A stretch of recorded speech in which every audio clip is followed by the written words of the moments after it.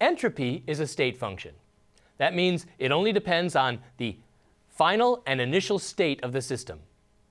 We found that for enthalpy that was very useful because we could take enthalpies of formation of products minus enthalpies of formation of reactants, subtract those two to get the enthalpy of a chemical reaction. We'd like to be able to do that same thing with entropies. So we need standard molar entropies of substances. Now, these aren't going to be entropies of formation. They're going to be standard molar entropies because we're going to start all compounds at the same place, at 0 Kelvin in a perfect crystal. That's where there's only one possible arrangement and no thermal energy, so the entropy of those systems is 0. Then we'll take and add all the entropies for warming them and changing the phase till we get to the standard state. So let's look at that.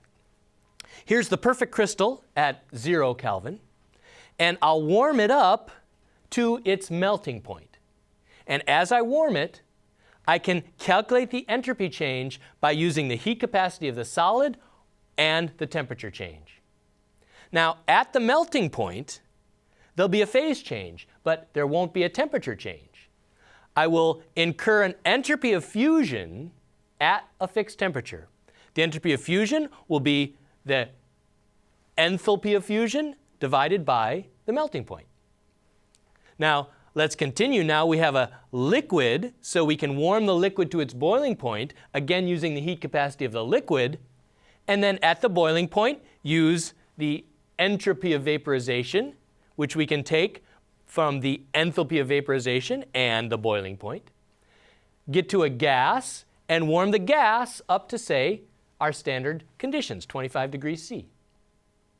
At this state, we'll define this, the sum of all these entropies, as the standard molar entropy for that substance.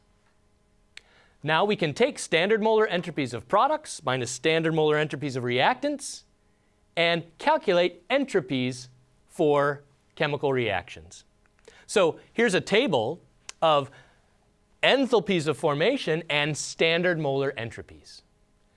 Notice that the elements in their standard state, we define those to be 0 for the enthalpies of formation, but they have entropies because as you take hydrogen gas, for instance, from 0 to 25 degrees C, you incur various entropy steps. Notice as well, as you compare hydrogen and oxygen, oxygen has a larger standard molar entropy than hydrogen. And that's because the heat capacity of oxygen is greater. Remember, the heat capacity is involved in all these warming steps. And oxygen has a higher heat capacity because oxygen, some of the energy goes into tumbling the oxygen molecule, and it requires more energy to tumble an oxygen because of the heavier atoms than a hydrogen. So oxygen has a higher heat capacity. Each joule of heat you add to oxygen goes into rotating that molecule, and it takes more heat to rotate that molecule than it does for hydrogen. So that higher heat capacity leads to a higher molar entropy for oxygen. Here are some compounds, and you notice liquid water and gaseous water separated by their molar entropy of vaporization.